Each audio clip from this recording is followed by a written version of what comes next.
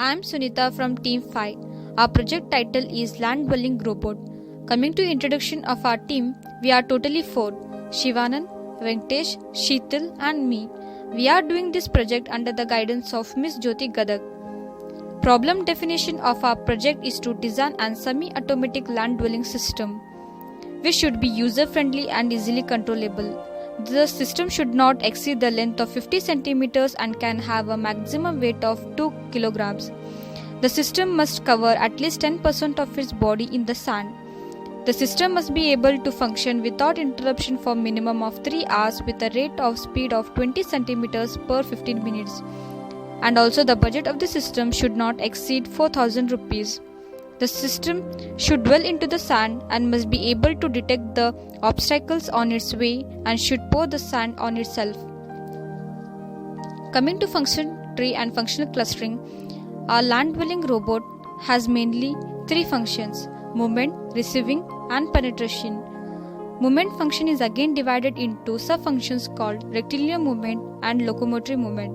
Rectilinear movement in the sense moving forward and backward. Locomotory movement in the sense movement of the forelimbs. Receiving function receives the inputs. Penetration function in the sense it dwells and moves into the sand. Coming to functional clustering, we have clustered the rectilinear movement, locomotory movement, receiving function and penetration function and named them as separate units, that is rectilinear unit, locomotory unit, receiving unit and penetration unit. There are 3 subsystems in our project. They are front, the subsystem 1, rear, the subsystem 2 and neck, the subsystem 3. Now moving on to the generated concepts. After realizing the functions and going through the morphological chart, we generated 4 models or concepts in order to build a land dwelling bot. Then we reviewed each concept through PUC chart and looked upon to various aspects like appearance, power consumption, cost and dwelling capacity. We rated each model some certain scores. Then we selected the highest rated concept and adopted it. The drawing of our selected concept, which is the concept number 3. Now moving on to the virtual implementation. Let's begin with the 3D model of our entire system. This is the image of the 3D model of our entire system.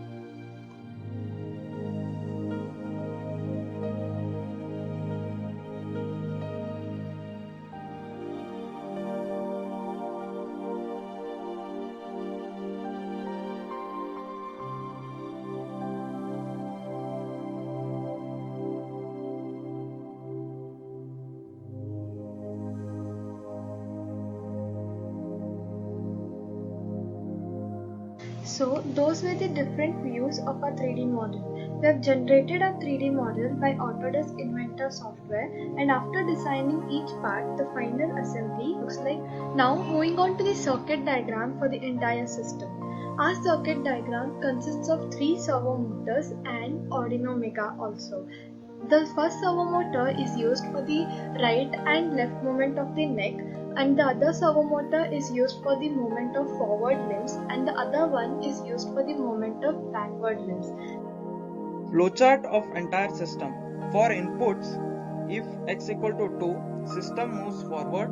If x equal to 8, system moves backward. If x equal to 4, head servo rotates by 20 degree in anti-clockwise direction, and if x equal to 6, head servo rotates by 20 degree in clockwise direction.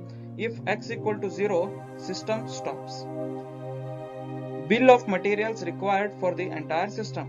There are 2 types: mechanical components, which includes screws, nuts and standoffs; electrical components, which includes 3 servo SG90 motor, 1 Arduino Nano, cables, IR sensors, etc.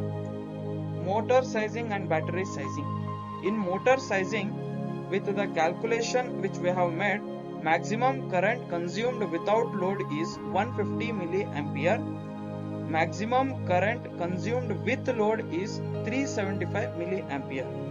For battery sizing, current consumed should be taken with load, that is 375 milliampere. For 3 servo motors which we are using in our system, it requires 1125 milliamperes. For 3 hours to system run, 3.375 ampere hours of current is required. For functional specifications of entire system, according to the input given, front and rear motor rotates by 30-degree clockwise and anti-clockwise direction, which facilitates the forward and backward movement of the system. Even with input given, rotation of head part takes place by 20-degree clockwise and anti-clockwise direction. Hello friends, I'll be explaining the simulation part of this project. In this project we are using 3 servo motors and 1 Arduino board, and here are 3 servo motors. This servo is called front leg servo, this is back leg servo, and this is neck part of the servo. To control these 3 servo motors we are using 3 PIR sensor. This sensor is for the forward motion, and this sensor is for backward motion, and this sensor is to rotate a neck part. And whereas code of this project, you can see here, this code we have written in Arduino IDE. When we start simulation, when we give input to an first sensor,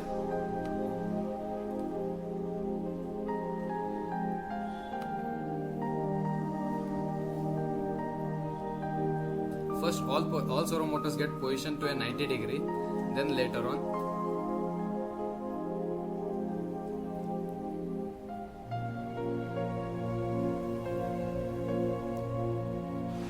when we give input to a first servo motor,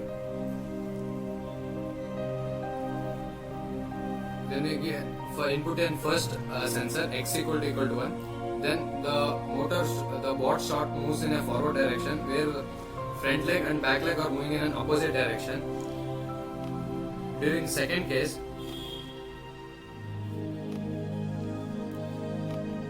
when we give an input in second sensor,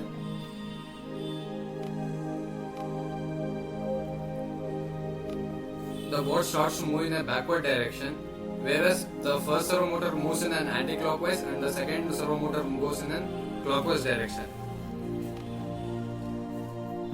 And we have other feature to rotate its neck part. When you can input a third sensor, the neck part starts rotating. And this is about the simulation part, where this board can be used as an application part.